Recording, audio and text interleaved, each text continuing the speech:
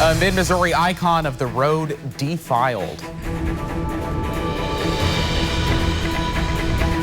Are you ready for some more baseball? The Royals didn't want a Game 6, but they got one. We're live in Kansas City. KOMU-8 News, first at 5, starts now.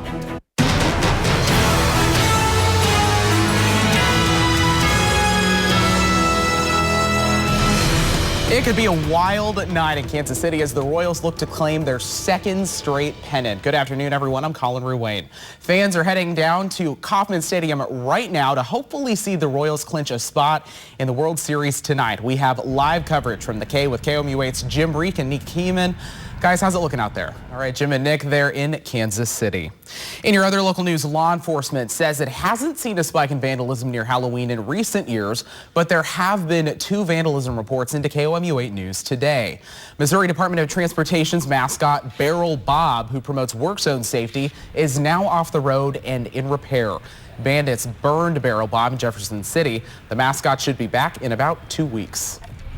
The other report of vandalism is in Columbia, where inflatable Halloween decorations were stolen. House Speaker Todd Richardson of Missouri made recommendations today to try and improve the work environment for state capitol interns. Richardson recommended policy changes such as requiring annual sexual harassment training for House members and staff. This comes in the wake of John Deal, the former House Speaker who resigned after it was discovered he was texting an intern. We'll have more details about the policy tonight on KOMU-8 News at 9 and 10. A man is behind bars today after officers found what they believed to be an explosive in Columbia last night. 33-year-old Sean David Rogers was arrested for having weapons that could be used to make an explosive and charged with unlawful transport of a weapon. Police say they found the explosive in a car last night, but a mid-Missouri bomb squad determined it was not dangerous. A female suspect has been released after being taken in for questioning. Flu season is here in mid-Missouri, and schools might not be prepared for it. KOMU-8's Jenna Midoff found there's a need for school nurses in mid-Missouri school districts. She joins us here in the studio to tell us more about what she found. All right, Jenna, thank you. Looking at your national news now, schools in Connecticut got a scare this morning after a man called and threatened to go into the school with a rifle. A man called police around 9 a.m. saying he killed his girlfriend and was armed with guns and bombs. Shortly after, a man police believed to be the same person called an elementary school and 2 high schools threatening violence. The entire school system went on lockdown as a response. Police cleared the threat and made sure children in the area were safe. New details have emerged in yesterday's Iraqi rescue operation that saved 70 hostages from ISIS, but left 1 American commando dead. NBC's Richard Engel has the latest on the dramatic rescue. Defense officials say 39-year-old Master Sergeant Joshua Wheeler was killed in the mission. He was the first combat death in Iraq in 4 years. In your other world news, at least 43 people in France were killed today after a truck slammed into a bus head-on. Officials are calling it the deadliest highway accident in the country, in 30 years.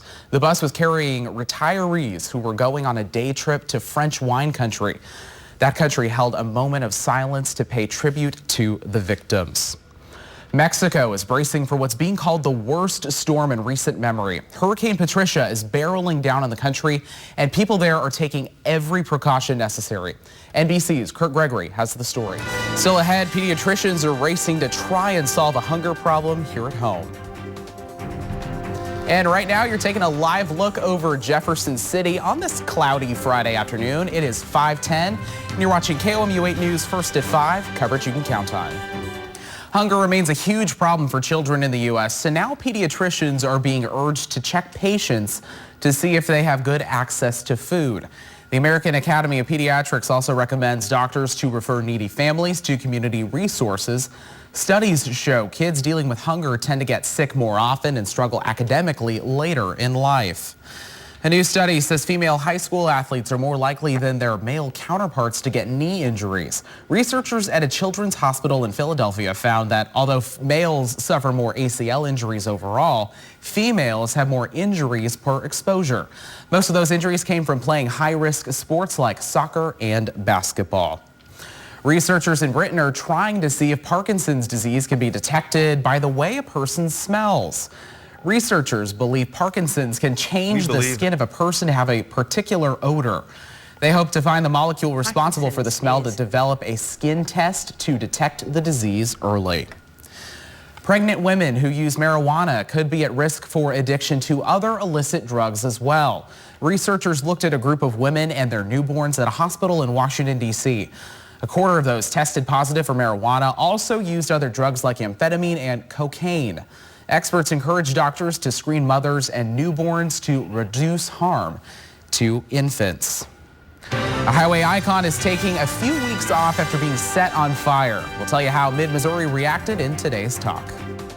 Coming up tonight on NBC Nightly News. Barrel Bob, we've all seen him on the highway reminding us to slow down. Well, as we told you earlier in the show, someone set fire to the icon and it's going to be out of commission for a while. We asked you on Facebook what you thought, and many of you shared pictures of the good times you had with Bob.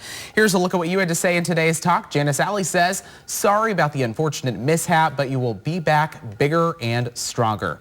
Deborah Lucia felt similarly, saying, aw, that's a shame. Always one out there to ruin things. Randy Basie didn't share the same sentiment, though, saying great use of tax dollars, not to mention an awesome distraction in a construction zone. We'll be back with a final look at your forecast after the break. Starting to feel like it finally. Definitely. After those 80 degrees, we're almost there. We'll see you at 6.